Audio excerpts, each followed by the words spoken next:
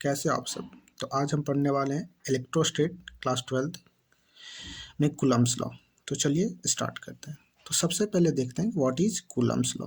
Statement क्या कहता है, according to Coulomb's law the force of attraction between the two particles या attraction और repulsion, the force of attraction और repulsion between two point charge is directly proportional to the product of their magnitude and inversely proportional to a square of distance between them। इसका मतलब क्या है कि मान लीजिए अपने पास दो चार्ज है, एक है Q1 और दूसरा है Q2। दोनों का दोनों पॉइंट चार्ज है, ये भी पॉइंट चार्ज है और ये भी पॉइंट चार्ज है, दोनों पॉइंट चार्ज है। दोनों का बीच का जो डिस्टेंस है मान लेते हैं R है, दोनों का बीच का डिस्टेंस R है। तो कूलम्ब्स के अनुसार अकॉर्डिंग टू कूलम्ब्स क्या है कि दोनों फोर्स के बीच एक फोर्स लगेगा, दोनों चार्ज के बीच एक फोर्स लगता है। उस फोर्स का जो मैग्नीट्यूड होता है डायरेक्टली प्रोपोर्शनल होता है product of their magnitude of charge, यानी कि ये चार्ज जितना होगा और ये चार्ज जितना होगा, दोनों को प्रोडक्ट कर देंगे उसका मैग्नीट्यूड का, तो उसका डायरेक्टली प्रोपोर्शनल होता है। और ये जो फोर्स होता है वो इन्वर्सली प्रोपोर्शनल होता है square of distance between them. जैसे Q1 और Q2 के बीच का डिस्टेंस कितना है R, तो इसका जो फोर्स ऑफ अट्रैक्शन होगा रिपल्सन जो भी हो सकता है, लेकिन इन्वर्सली प्रोपोर्शनल होगा तो इसका डिस्टेंस का स्क्वायर के। अगर दोनों का आप कंबाइन करेंगे तो क्या निकलेगा कि F is directly proportional to Q1 into Q2 upon R square. ठीक है। अब अगर इस प्रोपोर्शनलिटी कांस्टेंट को हम हटाना चाहते हैं तो हमें एक कांस्टेंट मल्टीप्लाई करना होता है और ये प्रोपोर्शनल कांस्टेंट हट जाएगा, यहाँ इक्वल्स टू आ जाता है। तो क्या निकल के आया Q1 Q2 upon R square. ये जो फाइनल बन के आया हमारा, ये है कूलम्ब्स लॉ, कूलम्ब्स लॉ। ठीक है। अब यहाँ चीज आया है के, इस के बारे में थोड़ा जान लेते हैं। बेसिकली इस के का वैल्यू जो होता है के इक्वल टू होता है 1/4 pi epsilon naught into epsilon R. ठीक है, 1/4 pi epsilon naught into epsilon R, जिसका वैल्यू होता है 9 इंटू 10⁹ न्यूटन मीटर स्क्वायर पर कूलम स्क्वायर। ठीक है, यूनिट होता है इसका न्यूटन मीटर स्क्वायर पर कूलम स्क्वायर। ये जो टर्म है ई नॉट, इसे कहते हैं permittivity of free space, permittivity of free space या फिर वैक्यूम, परमिटिविटी ऑफ वैक्यूम। ठीक है। एंड जो ई आर होता है इसे कहते हैं relative permittivity, relative permittivity of medium. ये क्या होता है थोड़ा आगे डिस्कस करेंगे, अभी फिलहाल इतना ही जान लीजिए। ठीक है, चलिए अब बात करते हैं कि अगर दो चार्ज है, थोड़ा सा और डिस्कस करते हैं। मान लीजिए एक चार्ज यहाँ है, एक चार्ज यहाँ है, इसलिए Q1 है और ये Q2 है। तो हमें कैसे पता चलेगा कि दोनों के बीच जो फोर्स लग रहा है वो फोर्स अट्रैक्शन है, अट्रैक्शन करेगा, अट्रैक्शन वाला फोर्स है, या फिर रिपल्सन वाला फोर्स है। ये डिपेंड करता है किस पर, कि अट्रैक्शन है कि रिपल्सन है। ये जो फोर्स हमारा बन के आएगा फाइनल, ये फोर्स अट्रैक्शन होगा कि रिपल्सन, वो इस बात पर डिपेंड करता है किस पर, कि nature of charge, nature of charge, कैसा चार्ज आपके पास है उसके अनुसार डिपेंड करेगा, या तो अट्रैक्शन होगा या फिर रिपल्सन होगा। चलिए देखते हैं कैसे क्या हो सकता है। ठीक है, तो अगर आपके पास चार्ज है, लेट्स सपोज दैट यहाँ पर एक चार्ज Q1 है जो कि पॉजिटिव है, जो कि पॉजिटिव है। बगल में एक चार्ज है Q2 जो ये भी पॉजिटिव है। ठीक है, इसके बीच का डिस्टेंस मान लेते हैं R मीटर। तो न्यूटन्स लॉ के अनुसार जो फोर्स ऑफ अट्रैक्शन या फिर रिपल्सन उसका मैग्नीट्यूड होगा के Q1 Q2 upon R square. मगर ये अट्रैक्शन और रिपल्सन हमें देखने के लिए एक चीज़ ध्यान देना होगा। अगर जो हमारे पास चार्ज है, चार्ज बेसिकली दो टाइप के होते हैं। चार्ज की अगर बात करें तो चार्ज दो टाइप के होते हैं। पहला positive charge and second one is negative charge. Charge दो टाइप के होते हैं, positive charge and negative charge. अगर जो दोनों चार्ज हमने ले रखा था ये Q1 एंड Q2, अपने पास ऐसे चार्ज हैं जो दोनों सेम नेचर के हो। अगर if Q1 and Q2 both are in same nature, कैसे नेचर के हो, सेम नेचर। अब सेम नेचर से क्या मतलब है, सेम नेचर से मतलब है या तो ये पॉजिटिव पॉजिटिव होना चाहिए दोनों, या दोनों नेगेटिव ही होना चाहिए। Q1 भी पॉजिटिव Q2 भी पॉजिटिव, या फिर Q1 भी नेगेटिव और Q2 भी नेगेटिव। इस केस में जो बन के आएगा वो रिपल्सन होगा। फोर्स का क्या होगा, रिपल्सन होगा, अट्रैक्शन नहीं होगा। लेकिन अगर दोनों अपोजिट नेचर के हो गए, अपोजिट नेचर के चार्ज हुए, अपोजिट नेचर के मतलब एक चार्ज पॉजिटिव एंड दूसरा नेगेटिव, या पहला negative and second one is positive, इस केस में जो फोर्स आएगा वो अट्रैक्शन फोर्स होगा। इस केस में जो फोर्स होगा वो अट्रैक्शन होगा। कैसे समझ सकते हैं, फिर से समझ लीजिए। अगर यहाँ पर Q1 है Q2 है, दोनों का नेचर अगर सेम हुआ, सेम नेचर के अगर दोनों चार्ज हुए, तो जो रिजल्टेंट आएगा वो रिपल्सन होगा, मतलब रिपल्सन होगा। कैसे, देखिए, अगर ये भी पॉजिटिव मान लेते हैं, इसको भी पॉजिटिव मान लेते हैं, तो ये Q1 है, इस Q2 पे एक फोर्स लगाएगा। ये जो Q1 है, ये जो Q1 है, इस Q2 पे एक फोर्स लगाएगा। उस फोर्स को कितना अपने से दूर करेगा, रिपेल करेगा। इस Q2 को अपने से दूर भेजना चाहेगा, रिपेल करना चाहेगा। ठीक है, तो इसको, इस फोर्स को ऐसे लिखते हैं F on Q2 due to Q1, force on Q2 due to Q1। Similar situation, इस Q1 पे भी Q2 एक फोर्स लगाएगा, जो कि नेचर तो सेम है दोनों का, मतलब ये भी पॉजिटिव है, ये भी पॉजिटिव है। तो इस Q1 पे फोर्स लगेगा, लेकिन रिपल्सिव फोर्स लगेगा, मतलब Q2 है, Q1 को इधर रिपेल करेगा। और जो इसका मैग्नीट्यूड होगा वो होगा, मैग्नीट्यूड तो दोनों का सेम होगा, बस डायरेक्शन अपोजिट होगा। इस फोर्स को नाम लिख सकते हैं force on Q1 due to Q2। ठीक है, इन दोनों के बीच का डिस्टेंस कितना था, R। तो हम इस टाइप से यहाँ लिख सकते हैं कि जो फोर्स आएगा दोनों के बीच में, किसके किसके बीच में, Q1 एंड Q2 के बीच में, ठीक है, वो रिपल्सन बोलेगा। कौन सा होगा, रिपल्सन। कितना होगा, तो K पहले वाले चार्ज का मैग्नीट्यूड, Q1 दूसरे वाले चार्ज का मैग्नीट्यूड अपॉन R²। ये फाइनल हमारा आंसर निकल के आया। कैसा टाइप होगा, रिपल्सिव होगा, रिपल्सिव फोर्स होगा। ठीक है, ये हमारा हो गया केस 1, ये हमारा हो गया case 1। If Q1 equals to Q2 equals to positive, जब Q1 भी पॉजिटिव हो और Q2 भी पॉजिटिव हो, उस केस में जो फोर्स लगेगा वो रिपल्सन होगा। कितना होगा, K Q1 Q2 upon R²। ध्यान दीजिएगा, इस सिमिलर होगा, फोर्स जो लगाएगा, force on Q2 due to Q1, यही होगा force on Q1 due to Q2, यही होगा K Q1 Q2 upon R²। दोनों का मैग्नीट्यूड तो इक्वल होगा, बट अपोजिट होगा डायरेक्शन में। इस टाइप वाले फोर्स को इक्वल इन मैग्नीट्यूड, जो फोर्स लगेगा वो इक्वल इन मैग्नीट्यूड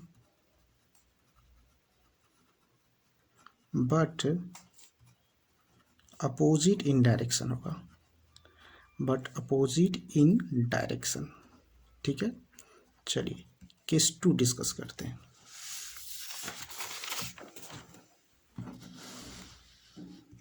चलिए केस 2 में हम कंसिडर करते हैं, केस 2 कि Q1 जो अपना है वो पॉजिटिव नेगेटिव है, Q1 नेगेटिव है, और Q2 को भी नेगेटिव ले लिए, Q1 को भी नेगेटिव लिए और Q2 को भी नेगेटिव ले लिए। इस सिनेरियो में क्या होगा कि ये रहा Q1, ये रहा Q2, लेकिन दोनों तो है नेगेटिव, तो यहाँ नेगेटिव लगा देंगे। दोनों का बीच का डिस्टेंस r मीटर। अब देखिए दोनों का नेचर कैसा है, सेम नेचर, दोनों का नेचर तो सेम है। तो जो फोर्स बन के आएगा वो क्या अट्रैक्शन होगा, रिपल्सन, तो आंसर आएगा रिपल्सिव। रिपल्सिव फोर्स लगेगा दोनों के बीच में, ठीक है। तो कैसे लगेगा, तो मान लेते हैं इस पर देखना चाहते हैं, इस पर फोर्स किधर लगेगा, तो ये चार्ज माइनस है, ये भी माइनस है, तो Q2 चाहेगा Q1 को अपने से दूर भेजना। तो इस फोर्स का नाम क्या लिखेंगे, F on minus Q1 due to minus Q2।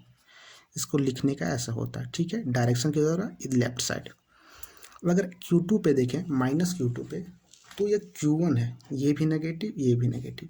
Q1 चाहेगा इसको इधर रिपेल करें। इस फोर्स का नाम क्या लिख सकते हैं, तो force on minus Q2 due to minus Q1। ध्यान दीजिएगा यहाँ पहले उसको लिखना होता है जिस पर फोर्स लग रहा है, यहाँ पे जो फोर्स लगा रहा है, ठीक है।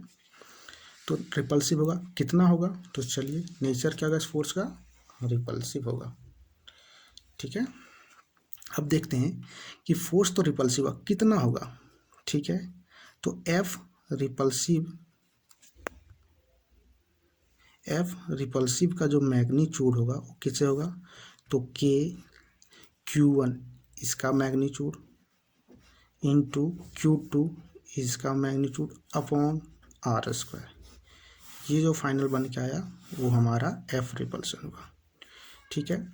ये F1 दोनों फोर्स इक्वल होगा, जितना ये होगा उतना ही ये होगा, लेकिन दोनों का डायरेक्शन अपोजिट होगा। क्यों, क्योंकि दोनों का नेचर सेम है, ठीक है। अब डिस्कस करते हैं केस थर्ड। हम लोग केस थर्ड। इसमें क्या करेंगे कि if Q1 equals to positive and Q2 equals to negative, क्या है भाई कि जो Q1 है यहाँ पे क्या है, Q1 तो पॉजिटिव है लेकिन Q2 नेगेटिव है। Q1 पॉजिटिव है, Q2 नेगेटिव है। इस केस में क्या होगा कि देखिए नेचर दोनों का क्या है, अपोजिट नेचर वाले चार्ज हैं, अपोजिट नेचर वाले चार्ज हैं। इस केस में जो फोर्स होगा वो एट्रैक्शन होगा, इस केस में जो फोर्स होगा वो एट्रैक्शन होगा। कितना होगा, तो भाई लिखो एफ एट्रैक्शन जो होगा के Q1 Q2 upon R square, ठीक है। अब रहा इसका डायरेक्शन की बात कि किस चार्ज पर किधर फोर्स लगेगा, ये तो मैग्नीट्यूड हो गया। अब बात करते हैं इस पे, जरा देखिए इसे गौर से। इस वाले पे अगर बात करें तो ये चार्ज क्या है, पॉजिटिव, ये क्या है, नेगेटिव। दोनों कैसा है, अपोजिट नेचर का, तो जो रिजल्टेंट आएगा वो एट्रैक्शन आएगा। मतलब अगर हम Q1 पे देखना चाहें तो Q2 इसको अपने तरफ खींचेगा, यानी कि एक फोर्स ऐसे लगेगा। इसका मान कितना होगा, मतलब कैसे इस फोर्स का नाम लिखें, तो देखिए F किस पर लग रहा है, Q1 पे, कौन लगा रहा है, माइनस Q2, ठीक है। इस वाले सिचुएशन में देखते हैं कि अगर Q2 पे फोर्स कितना लग रहा है, माइनस Q2 पे कितना, मैग्नीट्यूड तो दोनों का सेम है लेकिन डायरेक्शन की बात करें तो देखिए ये नेगेटिव ये पॉजिटिव, नेचर दोनों का अपोजिट। इस केस में इस पर फोर्स इधर लगेगा। क्यों, क्योंकि ये जो Q1 है चाहेगा माइनस Q2 को अपने तरफ अट्रैक्ट करे। तो इसका क्या नाम लिखेंगे, इसका नाम होगा F on minus Q2 due two plus Q1, ठीक है। केस 4 फाइनल इसमें क्या है कि अगर दोनों चार्ज का नेचर अपोजिट रहा तो एट्रैक्शन होगा, अगर दोनों चार्ज का नेचर सेम रहा तो रिपल्सन, और अगर अपोजिट रहा तो फिर एट्रैक्शन होगा। अब बच जाता है केस 4, ठीक है। चलिए केस 4 को थोड़ा डिस्कस कर लेते हैं।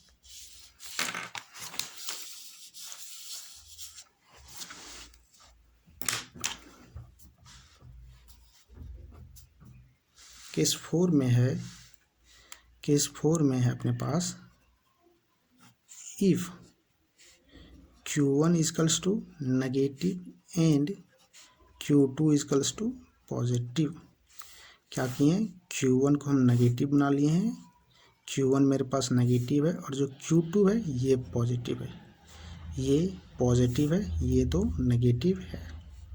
दोनों का बीच का डिस्टेंस अभी भी आ रहा है, दोनों के बीच का डिस्टेंस अभी भी आ रहा है, तो इस केस में जो फोर्स होगा, फोर्स का मैग्नीट्यूड भाई यही रहता है हमेशा, ठीक है। फोर्स क्या होगा, के Q1 का मैग्नीट्यूड इंटू Q2 का मैग्नीट्यूड अपॉन आर स्क्वायर। लेकिन ये फोर्स एट्रैक्शन होगा कि रिपल्सन वाला, एट्रैक्टिव फोर्स होगा रिपल्सिव फोर्स, वो कैसे चेक करें, तो उसके लिए यहाँ पे आ जाओ। बताओ ये दोनों क्या है, सेम नेचर की अपोजिट नेचर, तो जवाब आएगा कि दोनों अपोजिट नेचर का चार्ज है, दोनों अपोजिट नेचर का चार्ज है।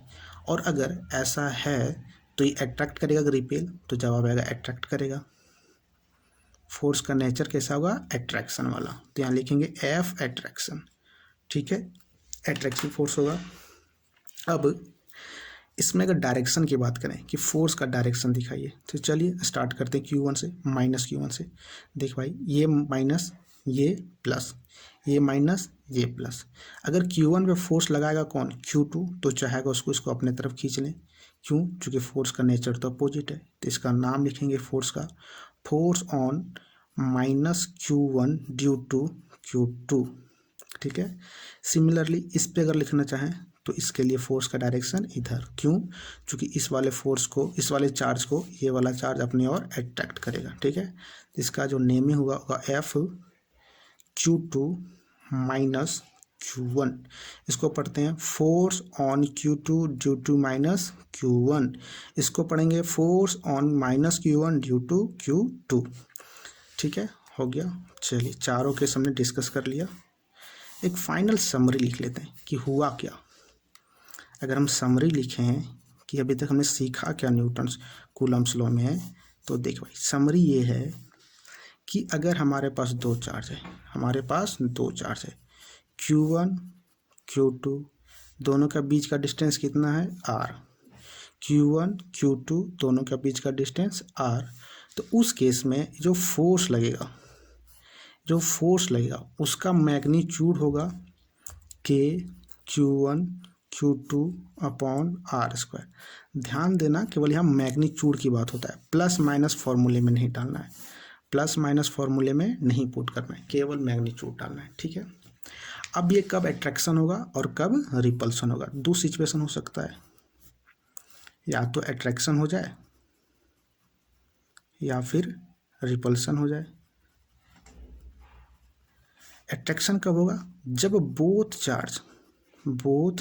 चार्ज आर पॉजिटिव और बोथ चार्ज आर नेगेटिव, या तो दोनों का दोनों पॉजिटिव हो जाए या तो दोनों का दोनों नेगेटिव हो जाएगा। रिपल्सन कब होगा, जब बोथ वन चार्ज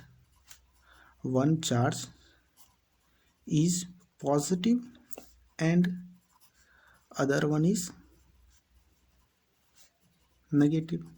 अगर एक पॉजिटिव हो जाए एक नेगेटिव हो जाए तो इस वाले केस में क्या होगा, रिपल्सन होगा। तो ये रहा पूरा फाइनल समरी कूलम्ब्स लॉ का। एक बार फिर से रिवीजन करवा देते हैं चलते चलते। कूलम्ब्स लॉ क्या होता है, कूलम्ब्स लॉ बेसिकली बताता है कि दो पॉइंट चार्ज है तो उस दोनों के बीच में कैसे फोर्स लगेगा। अगर दोनों चार्ज सिमिलर हुआ तो फोर्स का जो नेचर होगा वो रिपल्सिव होगा। अगर चार्ज दोनों डिसिमिलर हुआ यानी कि अपोजिट नेचर का हुआ तो उस वाले केस में जो फोर्स लगेगा वो रिपल्सिव फोर्स होगा। तो उम्मीद करते हैं आपको समझ में आया होगा, और अगर आप समझ गए हैं तो वीडियो को लाइक कर दें, चैनल को सब्सक्राइब करें। Thank you.